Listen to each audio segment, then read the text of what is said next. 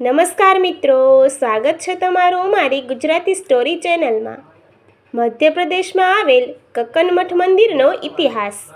મધ્યપ્રદેશના મોરેના જિલ્લાના ચંબલ વિસ્તારમાં આવેલું કક્કનમઠ શિવ મંદિર એ ભારતના સૌથી આશ્ચર્યજનક અને રહસ્યમય સ્થાપત્યમાંનું એક છે।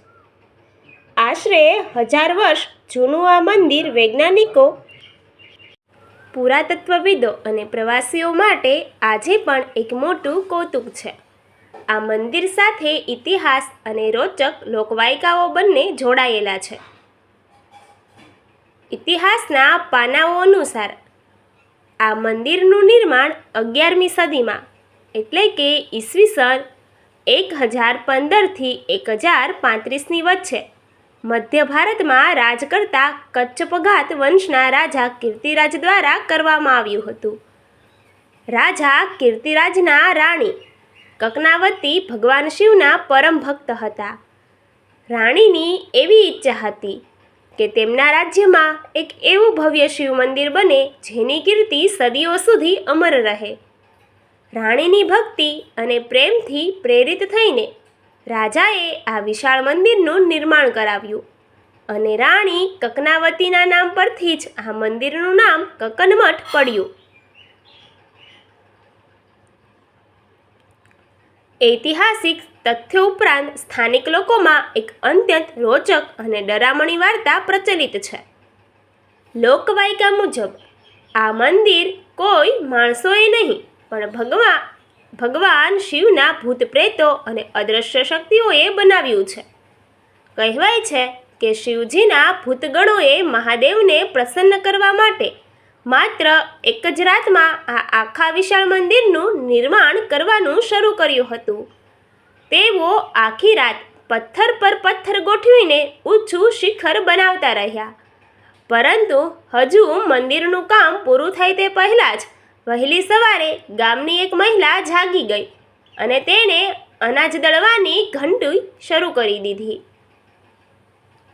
ઘંટીનો અવાજ સાંભળીને ભૂતોને લાગ્યું કે સવાર થઈ ગઈ છે, તેથી તેઓ મંદિરનું કામ અધૂરું છોડીને ત્યાંથી ગાયબ થઈ ગયા। સ્થાનિક લોકો માને છે કે આ જ કારણ છે કે મંદિરની આસપાસ આજે પણ પથ્થરો વેરવિખેર પડ્યા છે અને ઉપરનો ભાગ થોડો અધૂરો દેખાય છે। કક્કનમઠ મંદિરની સૌથી મોટી ખાસિયત એ છે કે આખું મંદિર બીના સિમેન્ટ, ચૂનો, ગારો કે લોખંડના ઉપયોગ વગર બન્યું છે। આ પદ્ધતિને ડ્રાય સ્ટોન મેસનરી કહેવામાં આવે છે।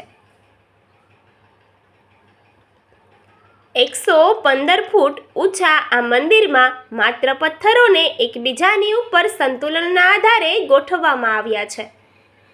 દૂરથી જોતા એવું લાગે છે કે પથ્થરો હમણાં જ નીચે પડી જશે અને આખું મંદિર ધરાશાયી થઈ જશે, પણ આ મંદિર 1000 વર્ષથી એ જ સ્થિતિમાં અડીખમ ઊભું છે।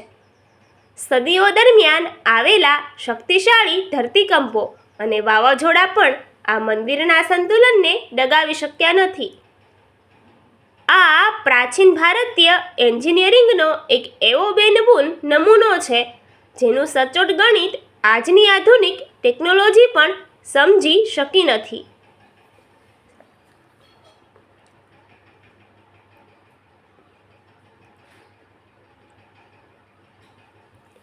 મૂળ સ્વરૂપે આ કોઈ એકલવાયુ મંદિર ન હતું, પરંતુ એક વિશાળ મંદિર પરિસર હતું જેમાં મુખ્ય શિવ મંદિરની આસપાસ અન્ય 22 નાના નાના મંદિરો આવેલા હતા। 13મી સદીમાં વિદેશી આક્રમણખોરો અલ્લાઉદ્દીન ખિલજીની સેનાએ આ પવિત્ર સ્થળ પર હુમલો કર્યો હતો। આક્રમણખોરોએ આસપાસના તમામ મંદિરોને તોડી પાડ્યા અને મુખ્ય મંદિરને પણ નુકસાન પહોંચાડવાનો પ્રયત્ન કર્યો, પણ તેઓ મુખ્ય શિવ મંદિરના પથ્થરોનું સંતુલન તોડી શક્યા નહીં। આજે આસપાસના મંદિરોના અવશેષો ત્યાં વેરવિખેર પડેલા જોવા મળે છે। હાલમાં આ મંદિર ભારતીય પુરાતત્વ સર્વેક્ષણ દ્વારા સંરક્ષિત કરવામાં આવ્યું છે। મંદિરના ગર્ભગૃહમાં આજે પણ એક વિશાળ શિવલિંગ સ્થાપિત છે, જ્યાં લોકો પૂજા અર્ચના કરવા આવે છે. આ મંદિરની અનેક કિંમતી અને સુંદર મૂર્તિઓને સુરક્ષાના ભાગરૂપે ગ્વાલિયરના કિલ્લામાં આવેલા સંગ્રહાલયમાં રાખવામાં આવી છે. જો તમે પણ આ અદ્ભુત વિરાસતને નજીકથી જોવા માંગતા હો તો મધ્યપ્રદેશ પ્રવાસન વિભાગથી મદદથી ગ્વાલિયર કે મોરેના થઈને અહીં સરળતાથી પહોંચી શકો છો. Thank you.